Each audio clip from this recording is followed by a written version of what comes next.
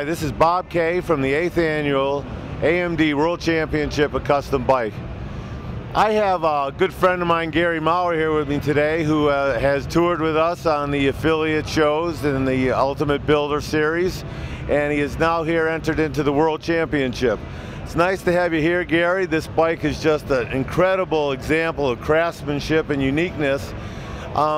What was kind of the inspiration? I know you were involved in a show with Michael Lichter, and so what were you thinking about? And tell me a little history about the bike.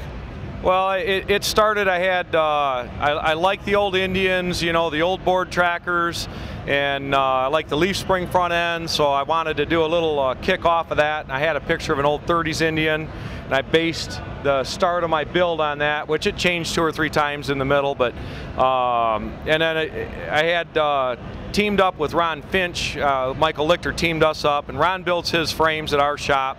And we've been friends for a long time, so there's a little Finch influence in this. He did the paint on it, you know, Chop Docs painted it, but Finch did his artwork and everything on it. And then Finch and I did the belt guard with another buddy of mine, Tony Jackson. Fender struts, stuff like that, we built at Finch's. So there is a little bit of Finch's work on here, but the main frame and the front end is all handmade. The headlight, my little woman Julie did the headlights, a 37 Chevy, we shortened it. And we use a Crazy Horse Indian type motor. You know, Crazy Horse makes those motors, and did the Evil Belt Drive, you know. Wait 1 second, Gary. You're talking about this front end and you know, this Indian influence. That doesn't look like any front end that I'm familiar with. Let's talk a little bit about how you came about that front end and just what is unique, and what did you do there?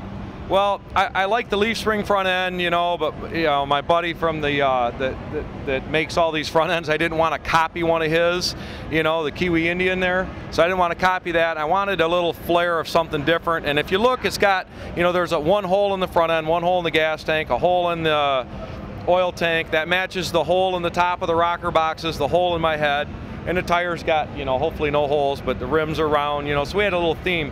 What I did on the front end is we cut out, it's all hand cut metal pieces, and we had the spring, went to a truck place and had them just get me some different lengths of spring. And I wanted that look, but I wanted it to be different so people knew it was handmade. What we try to do is not buy anything that we can make. So, well, what about that rear leg? That doesn't look like a standard piece I've seen anywhere. No, that's Julie cut that all out on the bandsaw, and there's a flat piece of 5/16 mild steel, and then I put stainless steel on the front, you know, 3/16 by 1, welded that on.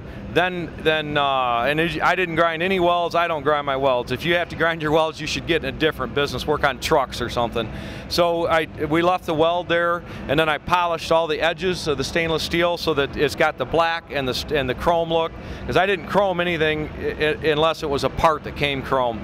So we polished that, then powder coated it, then pinstriped it, and it's got, you know, it's got the same geometry. And then we used a Strange Engineering brake off of like a funny car, and we made our own brackets and stuff, and so it's our own front brake, our own front end, and everything. Well, you know, you talked about your holes, and holes have been used in motorcycles for lighting and aesthetics for years, but this is a pretty unique application. You have this see-through visibility right through the tank. That must have been a real challenge to get that, number one, so uniform, and to get it all tied up and smooth. You got no leaks or anything. What was the process that you did with that?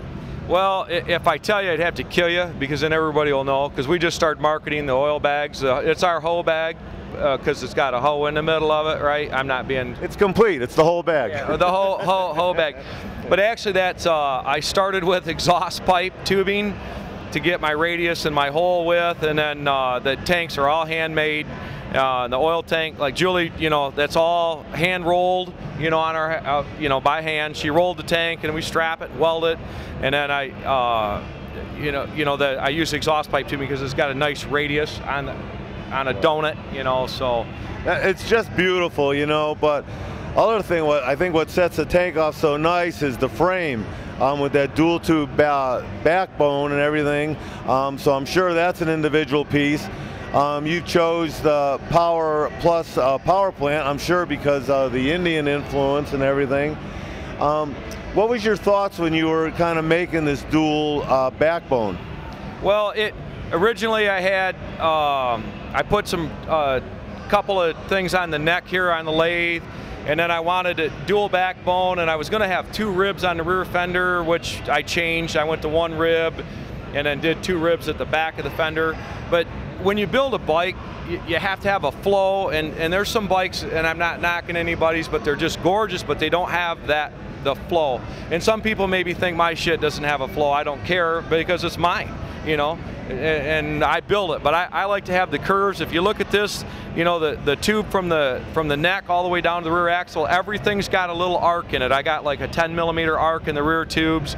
And I wanted the double tube, double gas tanks, you know, 2 jugs, 2 tires, you know, so we use the holes in the 2, and you just kind of get a little bit of that, but you don't want to overdo it. You got to have a good mix, you know. So. Well, you know, Gary, I know you do a lot of things, and parts are available too. Tell us a little bit about that belt drive and your business that involves belt drives. Well, Julie and I own a company. It's called Kustoms Inc., and that's where we manufacture our frames and tanks and fenders and seats, pipes. And then me and a friend of mine a few years ago started a company called Evil Engineering, which is the herringbone belt drive.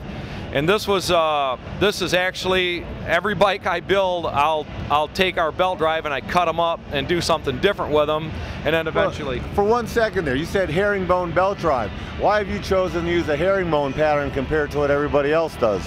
Well, it's stronger, it's quieter. That noise you hear associated with a standard belt drive is trapped air, and then the belts will always break at the root, which is really, really thin.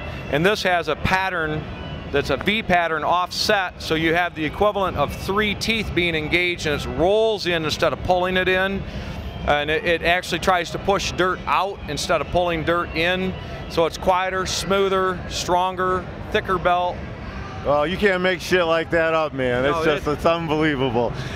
You know, you have such nice things. You make parts available for other people. So can you let everybody know how they can get in touch with you for either your belt drives or your custom parts? Maybe a website or something? Yep, we're working on a new website, which is kustoms-inc.com. It should be up again. We got it shut down right now, redoing and adding some stuff in it. And then evil-engineering.com. If you go to the Evil website, info@evil, that will comes right to my desk, and you know, you can send something nasty or something nice, or you know, whatever you want to do. Well, Gary, it's always a pleasure. I enjoy hanging with you. Appreciate you making the effort to come out to the World Championship.